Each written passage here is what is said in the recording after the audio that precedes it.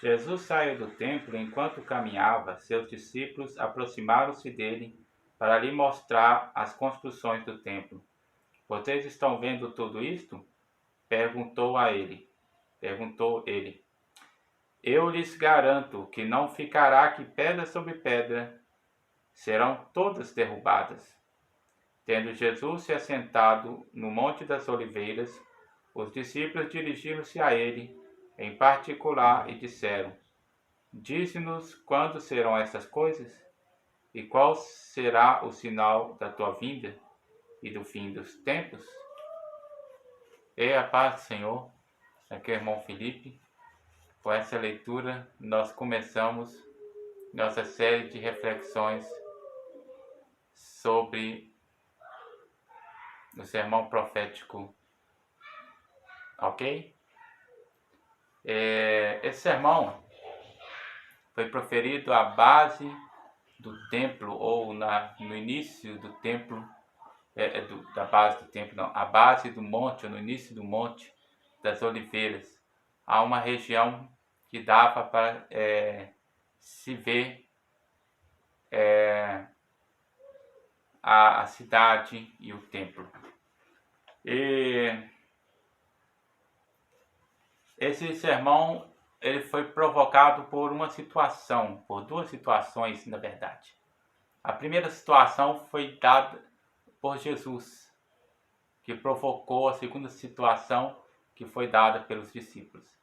Na primeira situação, Jesus estava saindo do templo e um dos discípulos lhe interrogou, lhe falando: o senhor já viu como é essa estrutura do templo? Olha que coisa magnífica. Era um orgulho que eles tinham. Esse templo é considerado o templo de Herodes, porque Herodes praticamente o reconstruiu, dando uma estrutura, ampliando os limites do templo, colocando várias coisas, ampliando o pátio, toda a estrutura. No entanto, esse templo é o templo que foi construído lá na época de Esdras, e Neemias, pelos cativeiros. Então esse é o segundo templo.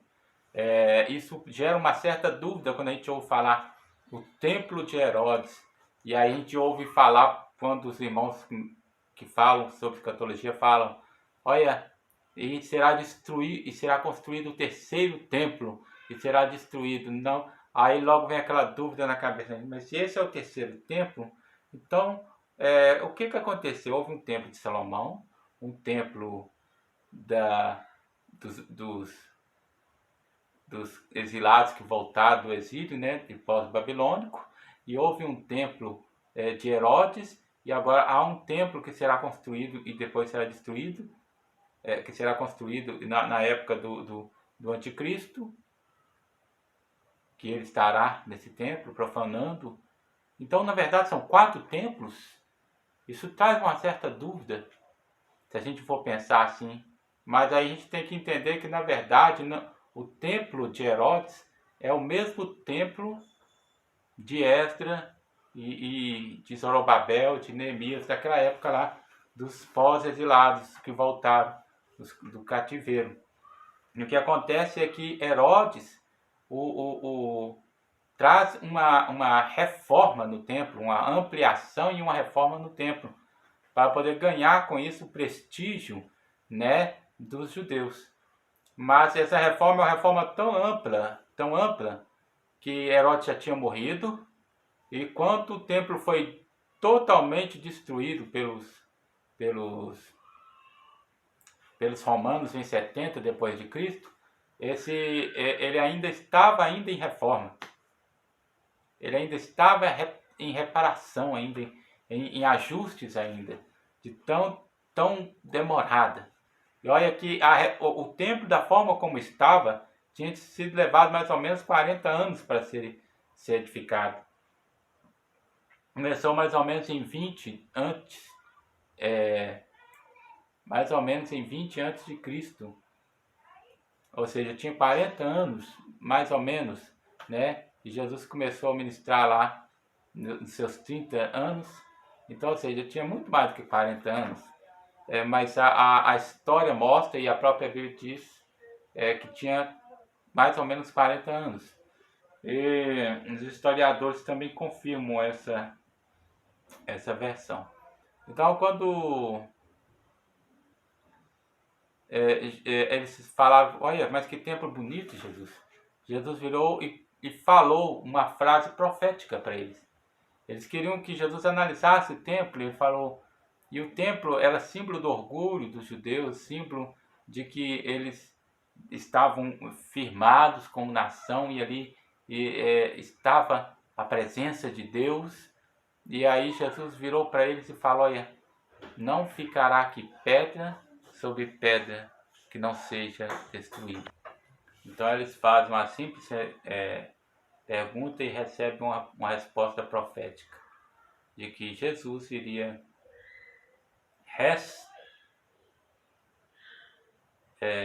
de que toda aquela estrutura, todo aquele motivo de orgulho seria destruído. Certa vez Jesus chegou e viu Jerusalém e ele chorou sobre Jerusalém e falou, olha, Jerusalém, você não reconheceu o tempo da sua visitação. E certamente ele lembrava, ele via em sua presciência esse futuro. Um futuro que não se limitou apenas à destruição e à dispersão do povo, mas submeteu o povo a várias atrocidades que foram acometidas contra eles ao longo da história, como na própria perseguição que os católicos moveram contra os cristãos protestantes, também os judeus também foi atingido pela Inquisição. E depois a gente conhece o tal famoso Holocausto promovido por Hitler, né? Então essa declaração aqui do versículo 2, ela não está no sermão, mas ela provoca uma pergunta, uma curiosidade nos discípulos. Porque quando, então, depois de um tempo, Jesus está perto do Monte das Oliveiras, e os discípulos, movidos com aquela declaração profética de Jesus, eles vêm até Jesus e fazem a seguinte pergunta: Senhor, dize-nos quando serão estas coisas? Dize-nos quando serão estas coisas. E que sinal haverá da sua vinda? E do fim do mundo, do fim de todas as coisas? Ou simplesmente do fim, depende da tradução. Então, essa pergunta dos discípulos revelam três dúvidas dos discípulos. E Jesus, em seu sermão, vai explicar essas três dúvidas.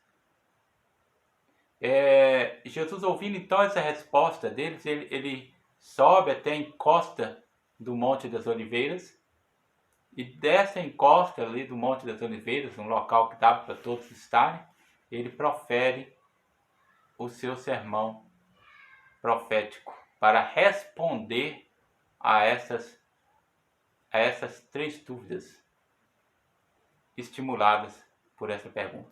Então nós vemos que um comentário provocou uma resposta profética, e essa resposta profética provocou uma dúvida, e essa dúvida provocou um sermão, ok? A primeira dúvida, né,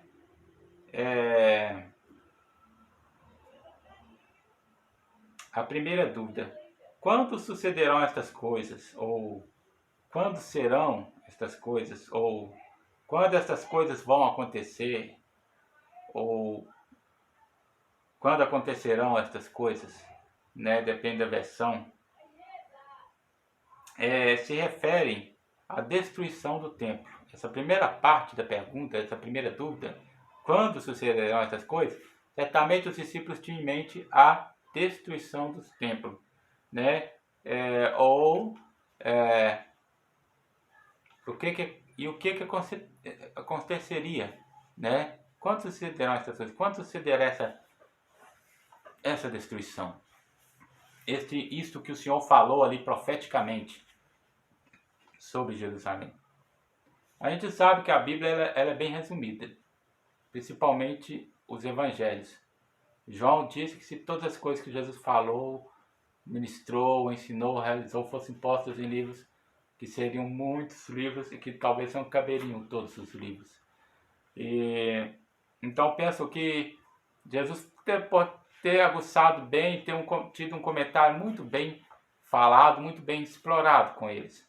Isso gerou uma certa dúvida. Então eles queriam saber quando sucederão, quando essas coisas vão acontecer. Os discípulos, assim como todo judeu, esperavam na redenção física de Israel como um reino, independente de Roma ou de qualquer outra forma de governo. Eles sabiam disso e eles esperavam isso. Mas eles só entendiam também que Jesus, naquela visitação, ou naquele momento em que Jesus estava ali, ele não tinha vindo. Ele era realmente o Jesus esperado, ele era realmente o Messias esperado, ele é realmente o Deus que eles esperavam para redimir Israel. Mas naquele momento, Jesus não estava ali para cumprir esta profecia. Ele estava ali para cumprir a parte espiritual dessa profecia. Ou seja, ele estava ali para trazer a redenção não só para Israel, mas para todo mundo, a redenção dos pecados, a redenção e a reconciliação do homem com Deus. Porque que adianta ele restaurar um reino físico se os corações dos homens estavam separados de Deus? Porque Israel muitas vezes foi redimida, muitas vezes foi salva, muitas vezes foi restaurada. A gente vê na época do juiz quantas vezes Deus salvou o povo. Na época dos reis também, quantas vezes Deus salvou o povo. Mas o povo sempre se encaminhou para o caminho da idolatria. Então Deus precisava de trazer primeiramente uma remissão dos pecados, para depois trazer uma remissão da opressão e dos governos humanos. Então, diante desta visão, diante dessa situação, né, os discípulos sabiam, eles esperavam uma remissão física, uma remissão materialista, como muitos judeus esperavam, né? Mas eles sabiam que Jesus não estava ali para isso, né? E certamente, e esta vinda de Jesus, que a gente chama de primeira vinda, ela está profetizada em Daniel, capítulo 9, 24 a 26, parte A. 24 a 26, parte A. Vamos ler lá? Daniel,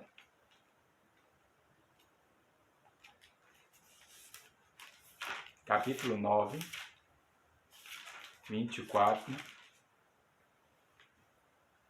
a 26, parte A. 70 semanas estão decretadas para o seu povo e sua santa cidade, a fim de acabar com a transgressão, dar fim ao pecado, expiar as culpas, trazer justiça eterna, cumprir a visão e a profecia e ungir o Santíssimo. Saiba e entenda que, a partir da promulgação do decreto que manda restaurar e reconstruir Jerusalém, ou seja, da vinda dos judeus de volta da Babilônia até Jerusalém, e eles reconstroem o templo, né? Até que o ungido, o líder, venha, haverá 70 semanas, ou seja, o nascimento de Jesus, e 62 semanas. Como é que é? Haverá 7 semanas e 62 semanas. Ela será reconstruída com ruas e muros, mas em tempos difíceis. Fala sobre a dificuldade com que Jerusalém foi reconstruída, né? Depois das 62 semanas, o ungido será morto e já não haverá lugar para ele. Então aqui fala da morte de Jesus.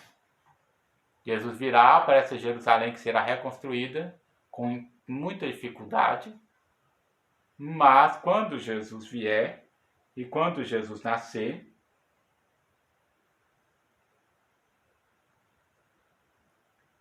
ele será morto.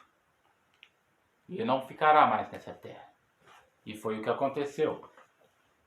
Né? Houve essa profecia por Daniel, que o anjo revelou a Daniel depois de ter orado, buscado a Deus.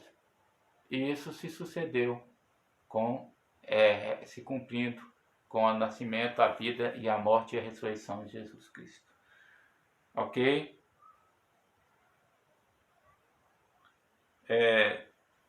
Um comentário aqui, a aplicação pessoal diz assim: alguns dos discípulos viveram para ver a destruição de Jerusalém 70 depois de Cristo, ao passo que alguns dos eventos que Jesus falou ainda não aconteceram até hoje. Mas a verdade da predição de Jesus a respeito de Jerusalém segurou os discípulos e a nós que todo o resto que ele predisse também irá acontecer. A redenção e o reino físico virão, mas será no milênio. Profetizado por João em Apocalipse, capítulo 20, versículo 1 a 6. A segunda dúvida: qual será o sinal da tua vinda? Ou que sinal haverá? Aqui se refere à vinda de Jesus para estabelecer este reino prometido e tão desejado pelos judeus, que durará um tempo cronológico de 1000 anos, em que o diabo também será preso nesse tempo. Então haverá um reino de paz, um reino perfeito. O que os governantes não puderam fazer será feito nesses 1000 anos, né? Ele dará fim a todo o sofrimento de Israel, bem como a redenção de todos os que creem em Jesus. Ele dará fim a todo esse sofrimento, né? E será um reino maravilhoso. Esta vida implica não apenas no arrebatamento dos salvos, ou seja, nessa vinda haverá um arrebatamento, né? Depois a gente conhece lá os 7 anos de tribulação, e aí Jesus se manifestará, onde todo olho verá, e então haverá a vinda dele, que a gente chama de segunda vinda, para reinar, né?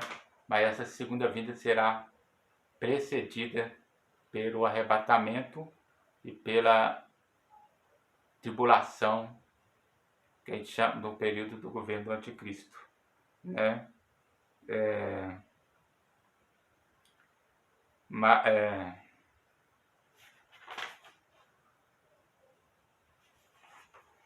E essa vinda, ou seja, essa dúvida deles, né? Eles queriam saber quando não apenas no sentido de quando Jesus virá, né? Mas queriam saber também quando é que o reino milenial de Cristo seria estabelecido. Também se refere ou buscam com esta pergunta obter orientações sobre o que indicará ou sinalizará que Cristo está breve ou às portas. Então eles querem saber que sinais acontecerão, o que vai acontecer no mundo, o que vai acontecer, quais são os sinais da tua vinda. E aí vem a terceira dúvida, também se refere a sinais, mas em relação à consumação de todas as coisas. A terceira dúvida e quando tudo vai acabar, né? Que sinal, quando todas essas coisas, só reler aqui. Mateus 24.